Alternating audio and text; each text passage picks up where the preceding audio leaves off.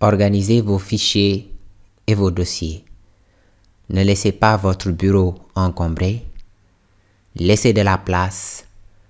Mettre tous les dossiers et les fichiers sur votre bureau ne signifie pas forcément que vous allez les retrouver plus facilement. Nous allons donc dans l'explorateur de fichiers essayer de montrer comment est-ce qu'il faut organiser ces dossiers et ces fichiers pour travailler de la meilleure des manières. Nous allons entrer donc dans un dossier que nous allons créer tout de suite. Donc un dossier que nous allons appeler le dossier de test. Dans ce dossier, nous allons créer une structure de fichier de dossier en respectant une certaine nomenclature. Pourquoi respecter cette nomenclature?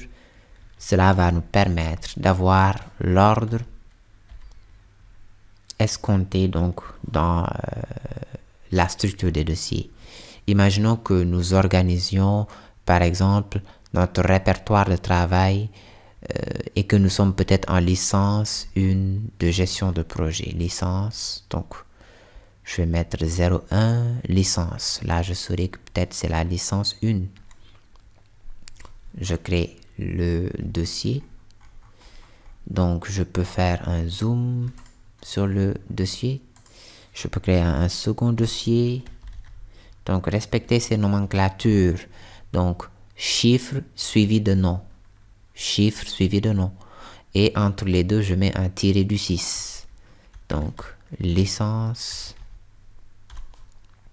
Après cela, nous allons peut-être rentrer dans le dossier licence 01 licence, où nous avons peut-être différentes matières. Développement web.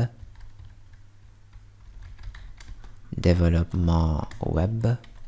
Nous avons peut-être un autre dossier qui s'appelle réseau. Un autre dossier qui s'appelle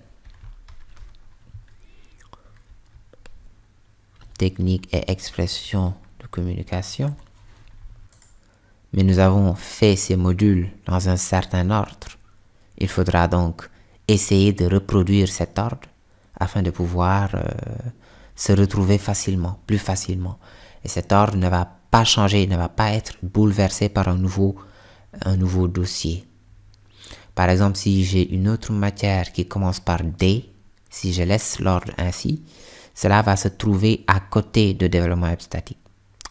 Et peut-être que ces deux matières, ces deux modules ne se sont pas faits de manière successive.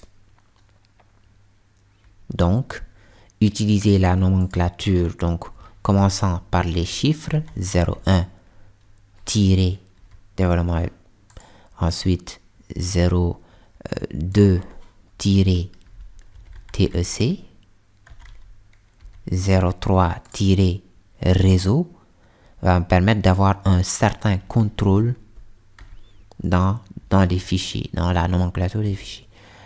Aussi, toujours respecter une certaine cohérence. Utiliser des majuscules sur les premières lettres et voilà, minuscules donc pour la suite. Ou bien si c'est un sigle, comme dans ce cas, technique et expression de communication, je peux me permettre de tout mettre en majuscule.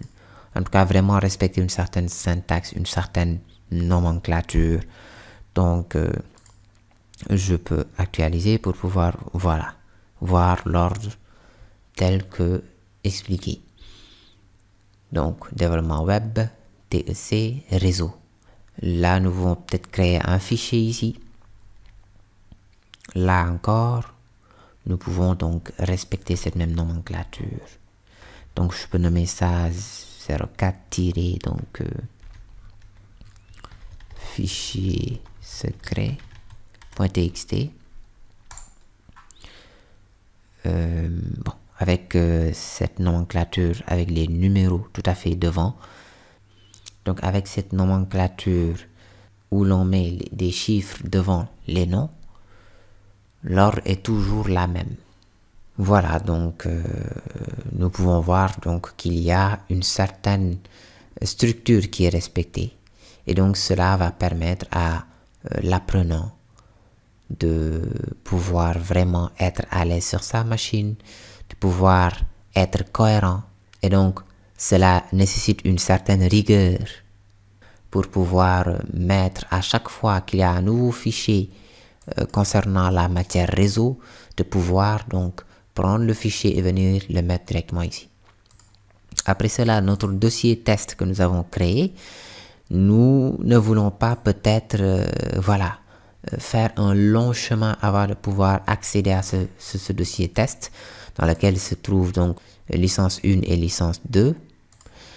Et donc, comment est-ce que nous pouvons faire? Nous pouvons soit créer, donc soit l'épingler au niveau de la barre d'accès rapide, donc l'épingler dans l'accès rapide pour que ça s'affiche directement ici, que ça puisse faire partie de cela, ou bien l'épingler au niveau du menu démarrer, tout simplement.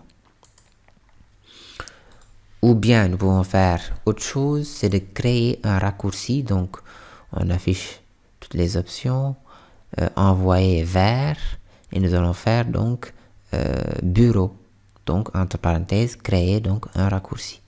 Donc cela va créer un raccourci au niveau de notre bureau que nous pouvons peut-être renommer. Bon, nous pouvons l'appeler autre chose pour changer